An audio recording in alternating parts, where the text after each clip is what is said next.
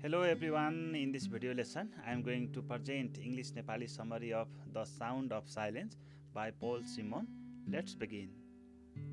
17. The Sound of Silence by Paul Simon. Short summary. The sound of silence brings to mind Moses walking down Mount Sinai to find the Israelites worshipping the golden calf. The sound of साइलेन्सले हजरत मुसालाई mount सिनाईबाट झर्दै गर्दा इजरायलीहरूलाई golden काल्फको पूजा गर्दै गरेको सम्झना गराउँछ। The known god worshipped by modern civilization represents the idol of the spiritually misled people. आधुनिक सभ्यताले पूजा गरेको टल्किने प्रकाशका भगवानले आध्यात्मिक रूपमा भ्रमित व्यक्तिहरूलाई प्रतिनिधित्व गर्दछ। The persona in the poem is a visionary who warns against the lack of spiritual seriousness in modern people. कवितामा वक्ता एक दूरदर्शी व्यक्तित्व हुन् जसले आधुनिक व्यक्तिहरूमा आध्यात्मिक गम्भीरताको अभाव विरुद्ध सतर्कता गराउँछन्। Summary. In the poem, the speaker woke up in the dark night and wanted to tell somebody about his dream.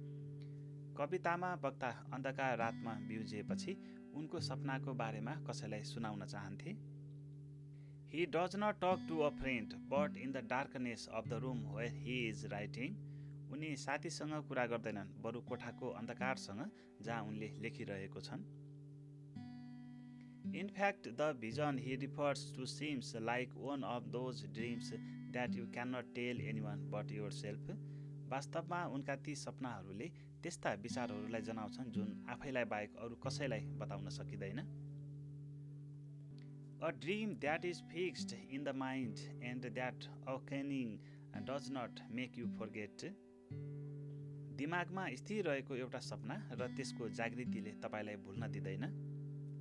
In this poem, silence is the taboo. What he wants to speak about he cannot.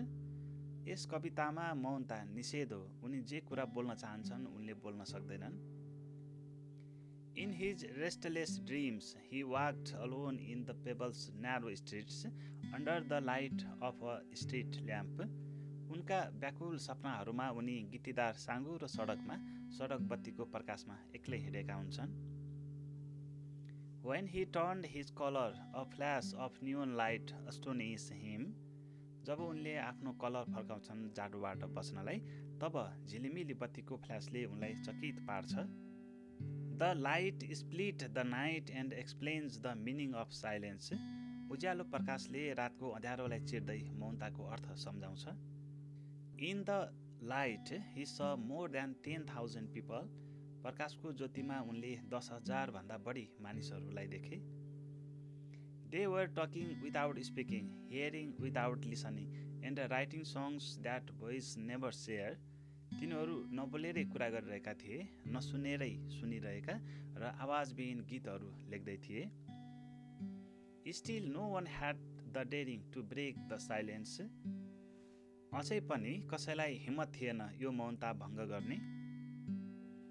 The speaker in the dream told the people fools and said silence grows like a cancer. सपनामा वक्ताले मानिसहरूलाई मूर्खहरू भन्दै मौनता क्यान्सरको रूपमा बढ्छ भने। He requested them not to ignore his advice and to hold his arms, but his words were like silent raindrops and had no effect on them. उनले उनीहरूलाई उनको सल्लाहलाई बेवास्ता नगर्न र आफ्नो हात समात्न अनुरोध गरे, तर उनका शब्दहरू शान्त पानीका थोपाहरू जस्तै उनीहरूमा कुनै प्रभाव पारेन। Instead of listening to the speaker, the people were worshipping the neon god which they made themselves. मानिसहरूले वक्ताको कुरा सुन्नुको सट्टा तिनीहरू झिलिमिली ईश्वरको पूजा गरिरहेका थिए जुन उनीहरूले आफै बनाएका थिए। The neon light whispered that they had to follow the commands of the prophets, which painted on the large walls. झिलिमिली प्रकाशले फुसफुसाउँदै धर्मगुरुहरूको आज्ञा पालन गर्नै पर्ने आदेश दिए जुन ठूला पर्खालहरूमा चित्रित थिए। 17. The Sound of Silence Paul Simon. Short summary: the sound of silence brings to mind Moses walking down Mount Sinai to find the Israelites worshipping the golden calf. The neon god worshipped by modern civilization represents the idol of the spiritually misled people.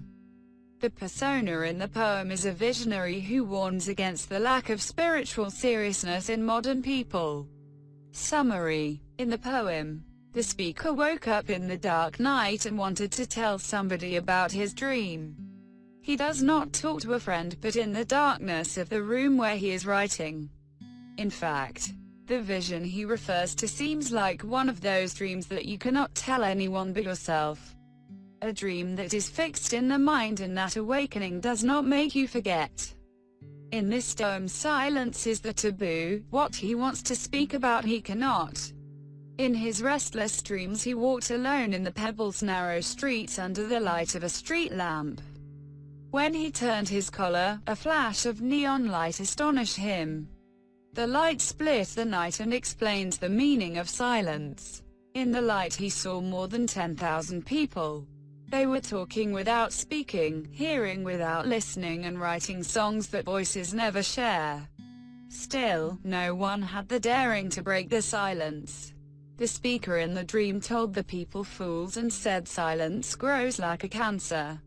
He requested them not to ignore his advice and to hold his arms. But his words were like silent raindrops and had no effect on them.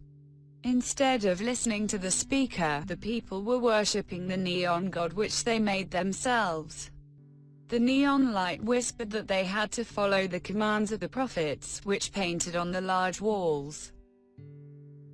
17. The Sound of Silence by Paul Simon. Short summary: the sound of silence brings to mind Moses walking down Mount Sinai to find the Israelites worshipping the golden calf. The sound of silence ले हजरत मुसालाई mount सिनाईबाट झर्दै गर्दा इजरायलीहरूलाई golden काल्फको पूजा गर्दै गरेको सम्झना गराउँछ.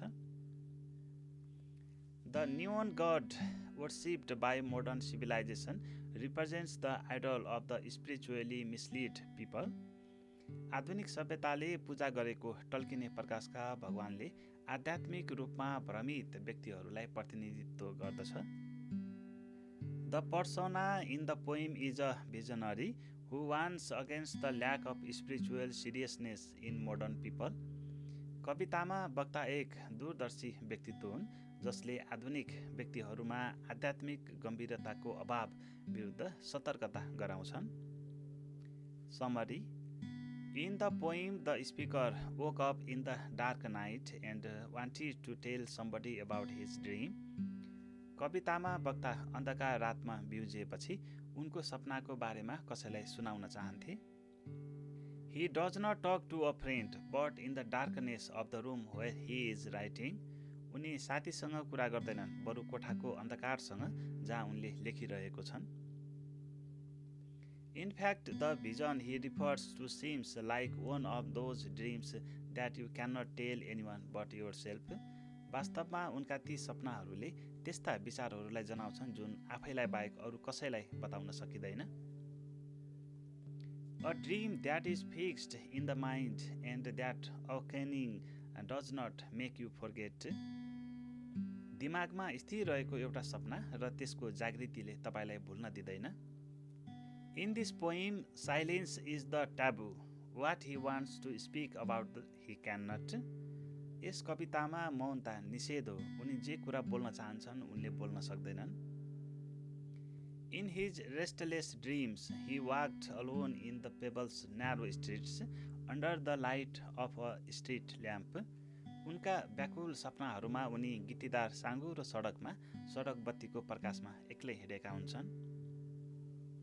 When he turned his collar, a flash of neon light astonished him. जब उनले आफ्नो कलर फर्काउँछन् जाडोबाट बच्नलाई, तब झिलिमिली बत्तीको फ्ल्यासले उनलाई चकित पार्छ. The light split the night and explains the meaning of silence. उज्यालो प्रकाशले रातको अँध्यारोलाई चिर्दै मौनताको अर्थ सम्झाउँछ. In the light, he saw more than 10,000 people. प्रकाशको ज्योतिमा उनले 10,000 भन्दा बढी मानिसहरूलाई देखे। They were talking without speaking, hearing without listening, and writing songs that voice never share. तिनीहरू नबोलेरै कुरा गरिरहेका थिए, नसुनेरै सुनिरहेका र आवाजविहीन गीतहरू लेख्दै थिए। Still no one had the daring to break the silence. अझै पनि कसैलाई हिम्मत थिएन यो मौनता भङ्ग गर्ने। The speaker in the dream told the people fools and said silence grows like a cancer. सपनामा वक्ताले मानिसहरूलाई मूर्खहरू भन्दै मौनता क्यान्सरको रूपमा बढ्छ भने। He requested them not to ignore his advice and to hold his arms, but his words were like silent raindrops and had no effect on them. उनले उनीहरूलाई उनको सल्लाहलाई व्यवस्था नगर्न र आफ्नो हात समात्न अनुरोध गरे, तर उनका शब्दहरू शान्त पानीका थोपाहरू जस्तै उनीहरूमा कुनै प्रभाव पारेन। Instead of listening to the speaker, the people were worshipping the neon god which they made themselves. मानिसहरूले वक्ताको कुरा सुन्नुको सट्टा तिनीहरू झिलिमिली ईश्वरको पूजा गरिरहेका थिए जुन उनीहरूले आफै बनाएका थिए। The neon light whispered that they had to follow the commands of the prophets, which painted on the large walls. झिलिमिली प्रकाशले फुसफुसाउँदै धर्मगुरुहरूको आज्ञा पालन गर्नै पर्ने आदेश दिए जुन ठुला पर्खालहरूमा चित्रित थिए। Thank you for joining with me in this video lesson and subscribe my channel to get my upcoming video lessons continuously. Keep suggesting us. See you soon.